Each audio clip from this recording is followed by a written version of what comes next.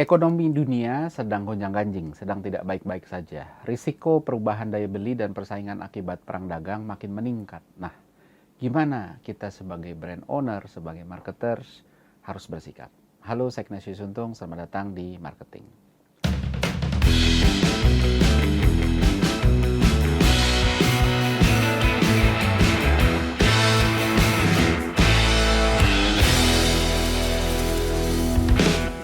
Presiden Amerika Donald Trump beberapa waktu lalu mengumumkan kenaikan tarif pajak masuk untuk banyak negara yang mau ekspor ke Amerika ya. Walaupun jumlah ekspor Indonesia ke Amerika nggak begitu signifikan, namun efek domino yang tercipta ini bisa bahaya ya. Jadi baik efek domino dari menurunnya ekspor Indonesia ke Amerika akibat harganya jadi lebih mahal walaupun jumlahnya nggak gede ya, tapi pasti ada efek domino. Tapi juga ada efek domino dari meningkatnya persaingan di dalam negeri karena ada negara-negara yang biasa ekspor ke Amerika akan cari pasar baru karena tarif ini. Dan Indonesia dengan populasi yang begitu besar, pasti jadi incaran yang paling utama dari negara-negara produsen tadi. Dan buat brand owner lokal Indonesia, persaingannya bertambah, padahal sebelum perang dagang ini pun ekonomi udah melambat. Dan banyak perusahaan yang struggle untuk mempertahankan performa. Nah, pertanyaannya untuk kita marketer harus apa? Dan saya nggak mau bahas yang jangka pendek, karena kayaknya kalian udah tahu dan kalau saya bahas jadi sesuatu yang normatif. Tapi saya mau share sesuatu yang justru jangka panjang supaya next time situasi begini terjadi lagi kita bisa ada di situasi yang lebih baik. Ini adalah hal-hal yang seringkali orang lupakan gitu ya. Walaupun mungkin tidak menolong sekarang, tapi nggak apa-apa diingat-ingat aja. Kalau yang sekarang harus apa udah tahu lah. Cut cost, hemat, fokus ke activity-activity yang punya impact direct ke sales dan lain sebagainya. Saya mau fokus yang jangka panjang. Yang pertama adalah bangun brand. Kelihatan kedengarannya normatif, tapi balik lagi gitu kan. Brand ini penting dan ini walaupun kedengarannya klise, bahkan yang dibilang kok ngaco, zaman lagi susah malah bangun brand. Brand kan nggak mudah dibangun gitu, perlu uang, perlu waktu. Jangan-jangan brandnya belum kebangun, udah keburu tutup perusahaannya. Nah, komentar-komentar kayak gitu emang nggak sepenuhnya salah, karena betul juga bahwa brand itu untuk dibangun perlu waktu dan juga uang. Nah, permasalahannya yang merasa bangun brand adalah buang-buang uang di periode semacam ini, biasanya juga nggak bangun brand di periode lagi kritis. Lagi nggak krisis pun juga dia nggak bangun gitu ya. Karena emang dasarnya mindsetnya nggak ngelihat brand itu penting. Kita lihat gimana pentingnya brand. Walaupun kayaknya udah banyak yang tahu gimana benefitnya punya brand, tapi kita nggak pernah bahas benefitnya punya brand di periode yang sulit. Ingat nggak masa-masa di mana ride hailing mulai masuk di Indonesia? Ada Grab dan Gojek. Kita semua ngomongin Bluebird, wah Bluebird kewalahan nih. Bahkan sampai oleng ngadepin persaingan dari Grab dan Gojek. Seolah-olah nama besar dan reputasi Bluebird itu nggak ngaruh. Dan benar, Bluebird memang oleng ya. Tapi Bluebird bertahan dan kasih perlawanan yang juga nggak gampang untuk Grab dan Gojek. Dalam bentuk apa? Dalam bentuk harga. Loh, kok ngomongin harga? Padahal kita ngomongin brand. Itu tadi. Nama besar Bluebird bikin konsumen, menjadikan mereka jadi standar. Bukan dalam hal layanan, tapi juga soal harga. Besarnya nama Bluebird membatasi ruang geraknya Grab sama Gojek untuk bisa kasih harga tinggi. Kalau harganya beda-beda tipis, mendingan naik Bluebird lah, udah pasti. Kurang lebih begitu waktu itu. Tapi saya yakin pasti ada yang berpikir bahwa ini murni soal harga, bukan soal brand. Pertanyaannya, apa yang terjadi dengan taksi lain waktu itu ya, yang pasang tarif bawah waktu Grab dan Gojek masuk? Apa mereka bertahan? Tidak, justru mereka yang paling hancur, bukan Bluebird. Justru kita sibuk komentarin Bluebird sampai lupa bahwa antara Bluebird dan ride hailing masih ada taksi-taksi lain yang harganya lebih murah dan mereka nggak punya brand yang kuat. Sehingga justru mereka yang terhantam dengan amat sangat keras selalu KO untuk melawan Grab dan Gojek. Konsumen mikir kalau harganya beda tipis ya mendingan naik Grab dan Gojek. Toh taksi itu nggak jelas juga reputasinya. Beda sama Bluebird yang punya reputasi yang lebih baik. So brand adalah pengungkit harga dan mereka punya hubungan keterikatan yang erat. Kalau brandnya bagus maka pasang harga tinggi pun berani. Kalau brandnya kurang maka akhirnya harga yang dipasang harus menarik, which harus murah gitu supaya bisa ngebangun daya tarik. Jadi semakin ekonomi sulit, orang akan semakin menghemat dan kita seringkali salah fokus. Berpikir justru brand besar yang paling terancam. Seolah-olah brand besar nggak bisa turunin harga. Padahal brand besar juga punya opsi untuk turunin harga. Dan ketika situasinya begitu memaksa sehingga mereka nurunin harga, maka brand kecil yang nggak bisa apa-apa karena satu-satunya senjata mereka adalah harga. Mereka nggak kuat secara brand dan akhirnya mereka yang akan mati. Yang brand besar sih akan aman-aman aja. Nah selain itu kita juga lihat bahwa krisis selalu datang dengan peluang. Contoh di perbankan. Susah banget untuk bank baru punya traction di market karena lawannya banyak dan besar-besar. Tapi kita lihat beberapa tahun lalu Bank Mega muncul. Bank yang dalam waktu singkat merangsek ke papan tengah simply karena mereka konsisten beriklan ketika Krismon 98. Kenapa begitu mudah dan cepat untuk mereka untuk bisa merangsek ke atas? Karena waktu Krismon tidak ada bank beriklan selain mereka. Yang krisis kan marketnya, bukan pemainnya. Sehingga semua pemain pun ikut berhitung ulang. Kesempatannya muncul ketika banyak pemain yang juga motong budget branding, motong budget iklan juga, sehingga kita nggak perlu spend terlalu banyak untuk bisa kedengeran deh gitu ya. Kedua, ketika banyak brand tarik rem tangan, maka perusahaan media pun suffer. Dan mereka akan jual murah slot-slot iklannya, makin efisien lagi. Dan kemarin terjadi lagi waktu pandemi, banyak banget perusahaan media yang ya udah deh, yang penting ada pemasukan, berapalah bayar, dan lain sebagainya. Jadi ini mirip kayak pasar saham yang lagi crash. Banyak yang melihatnya crash saja, wah pasar saham crash. Padahal crash ini artinya adalah saham lagi diskon dan waktunya borong. Justru banyak orang jadi tambah kaya setelah krisis, karena waktu krisis mereka ambil kesempatan untuk borong. Jadi sama juga ketika brand tidak mengambil kesempatan waktu market seperti ini, maka dia nggak akan dapat apa-apa karena semua orang pun berpikir seperti itu. Padahal ini kesempatan karena harga-harga lagi diskon, dan bukan cuma diskon, kita beriklan sedikit aja kedengarannya akan lebih kuat lagi karena semuanya lagi diem gitu ya. Nah, selanjutnya lagi adalah tentang commercial marketing. Ini penting banget, sebenarnya bisa jadi satu episode sendiri untuk bahas soal ini ya. Saya udah 24 tahun di marketing, dan bukan cuma bikin podcast atau jadi konsultan aja ya, tapi juga jadi pelaku, handle brand langsung. Dan dalam 24 tahun ini, ada yang jelas-jelas berubah soal marketing, dan sayangnya banyak orang marketing yang belum sadar. Padahal dampaknya besar banget untuk hidup kita sebagai marketer. Jadi dulu itu marketing adalah cost center, kerjanya keluarin uang, bikin event, bikin iklan mahal, bikin social media konten, dan bikin berbagai macam fancy activity. Sayangnya, seringkali nggak bisa dijustify ke hasil. Bukan berarti mereka nggak bisa jawab bahwa ini akan ada dampaknya ke bisnis, tapi mereka nggak bisa elaborate in detail gimana ini punya dampak ke bisnis. Jadi ketika ditanya apa dampaknya, mereka bilang, oh ini kan awareness dan sebagainya, tapi nggak bisa secara detail. Contoh, ketika kita bikin event, budget 5M, dari situ dapat sales 1M, cost-nya 5M, tapi revenue-nya 1M.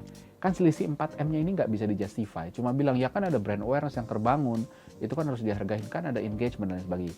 Tapi apa iya akan kasih awareness dan engagement yang senilai dengan itu? Apa setelah itu ada activity lain yang bikin brand awareness-nya terjaga dan nggak terpuruk gitu ya? Karena brand awareness kan kayak nanam tanaman, butuh disiram dan dipupuk.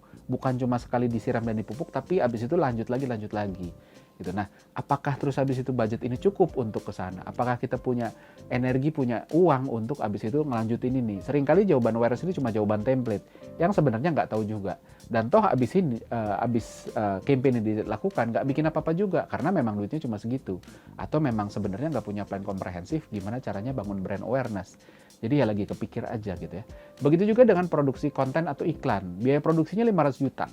Padahal budget placement cuma 200 juta, ditambah organik yang kalau dikonversi, jumlah reach and impression-nya nggak nyampe 100 juta.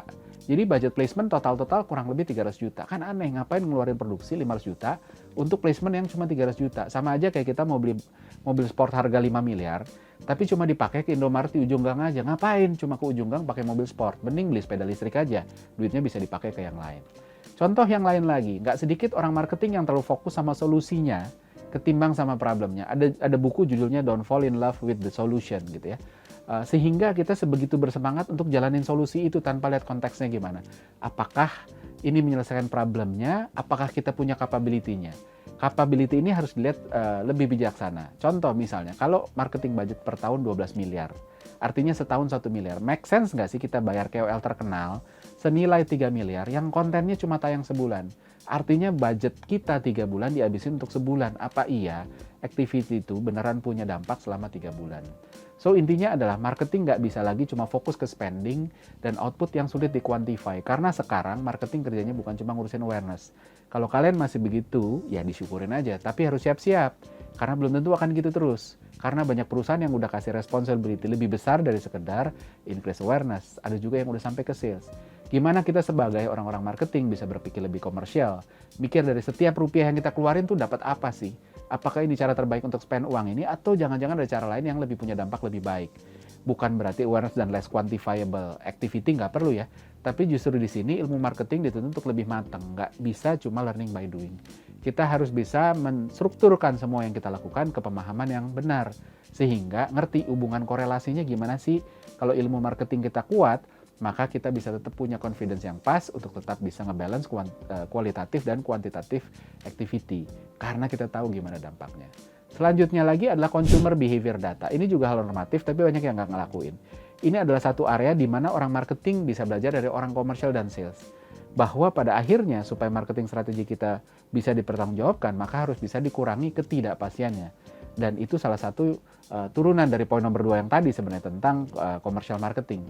Ketika kita punya bisnis target, kan targetnya adalah angka. Dan angka itu harus di breakdown ke pecahan yang lebih kecil, ke dalam building block, di mana sih kita bisa deliver, oh bagian ini kita bisa giniin, bagian itu giniin. Dan salah satu building block dari marketing adalah consumer. Ini termasuk jumlah consumer, berapa sering mereka beli, berapa rata-rata mereka beli. Dari sana kita bisa menghitung berapa potensi yang bisa didapetin, dan berapa bisa ditingkatkan. Kayak kata Simon Sinek ya, business start and ends with people, so if you don't understand people, you don't understand business. Nah artinya seberapa kita ngerti konsumen kita, tahu nggak siapa aja yang beli, berapa sering dia beli, berapa besarnya beli apa aja, sehingga bisa didorong untuk beli apa lagi ya gitu ya. Nah kita lupa bahwa angka-angka itu dihasilkan oleh orang, kita fokus sama angkanya aja, oh ini target omsetnya sekian. Nah yang harus dipahami angka omset itu cuma output, hasil dari berapa banyak orang yang belanja.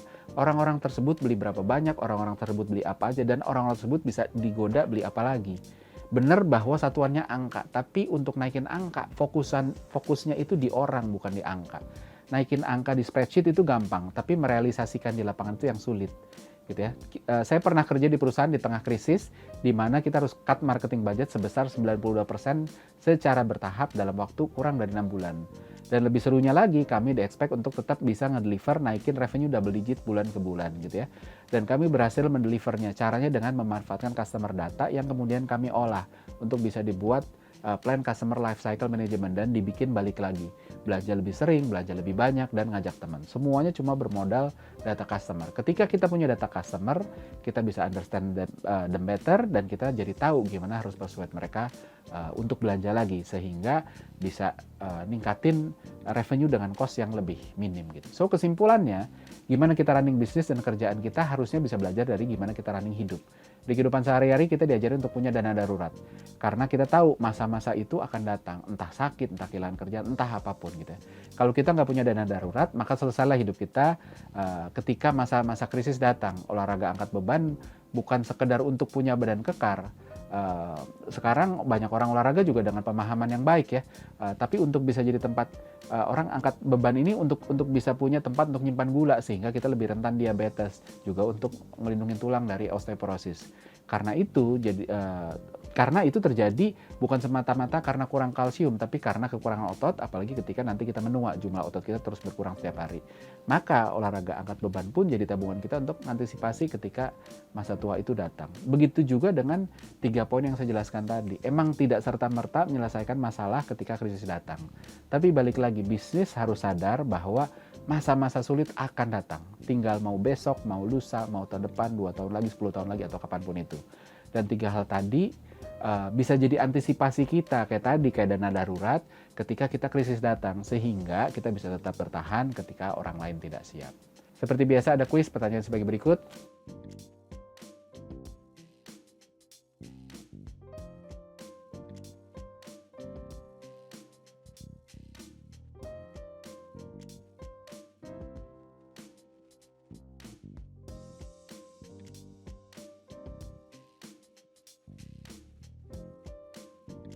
Pemenang dari episode kali ini bisa disaksikan di episode selanjutnya, maka dari itu selalu saksikan Marketing di Marketers TV. Saya Ignatius Untung pamit undur diri.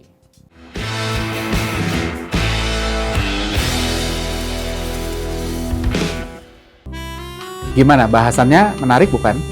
Anyway, kalau ada yang punya ide atau request tentang apapun topik yang pingin dibahas dari perspektif behavioral science for marketing, komen di kolom komentar, nanti kita akan bahas. Dan jangan lupa subscribe Marketers TV dan nyalain loncengnya supaya nggak ketinggalan insight menarik seputar marketing dan bisnis.